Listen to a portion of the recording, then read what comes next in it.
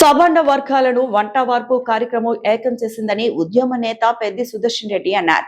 15 ఏళ్లు పూర్తయిన సందర్భంతో ఆయన మాట్లాడారు.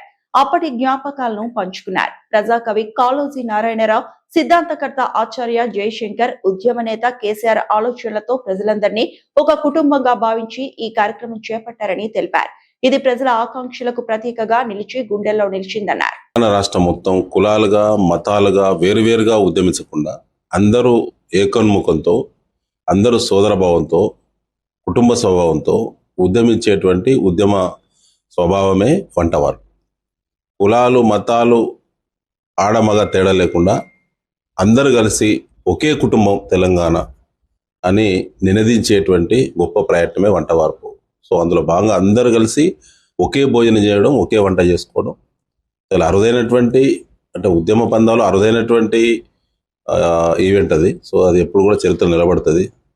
15 సంవత్సరాలు పూర్తి చేసుకున్నటువంటి సందర్భం నిజం కూడా అంత పెద్ద ఉద్యమం. వంటవార్పు పేరుపైన గ్రామాలు, పల్లెలు, పట్టణాలన్నీ ఏకోన్ముఖంగా ఒకే సమయంలో వచ్చి కోట్లాది మంది ప్రజలు వంటవార్పులో భాగస్వాములు కావడం అనేది విశేషం.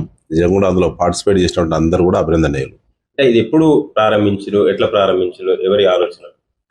ముఖ్యంగా ఆనాడు కేసీఆర్ గారు, కేటీఆర్ గారు, హరీష్ రావు గారు ఉద్యమ తీవ్రత పెంచేటువంటి అనేక ప్రయత్నాలు చేశారు. సో వారితో పాటు చాలామంది ఉద్యమకారులు, ఈ జిల్లాకు చెందిన మరి తెలంగాణ సిద్ధాంతకర్తగా అనేక త్యాగాలు చేసి జీవితమే తెలంగాణ రాష్ట్ర అనే సంకల్పంతో ముందుకు పోయినటువంటి ప్రొఫెసర్ జయశంకర్ గారు, కాళోజీ నారాయణరావు గారు, ఇలా చాలామంది మేధావులు, ఎంతోమంది, అందరి యొక్క ఆలోచనల ఫలితమే వంట వార్పు అనే కాన్సెప్ట్. సో వంట వార్పు చేయాలి, కానీ అది పీక్ స్థాయిలో చేయాలి, వెనువెంటనే చేయకూడదు. ఉండబడినటువంటి అస్త్రాలన్నీ కూడా ఒకేసారి వాడకూడదు.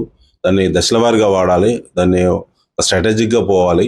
ప్రజలు స్ట్రెయిన్ కాకుండా, విధ్వంసం వైపు ఆలోచన చేయకుండా, ఎందుకంటే యువత కూడా లక్షలాదిగా ఉద్యమాల్లో పార్టిసిపేట్ అయ్యారు. లక్షలాది మంది విద్యార్థులు కూడా పార్టిసిపేట్ అయ్యారు. చాలామంది ఆవేశపరులు ఉంటారు, విభిన్న వర్గాలు ఉంటాయి.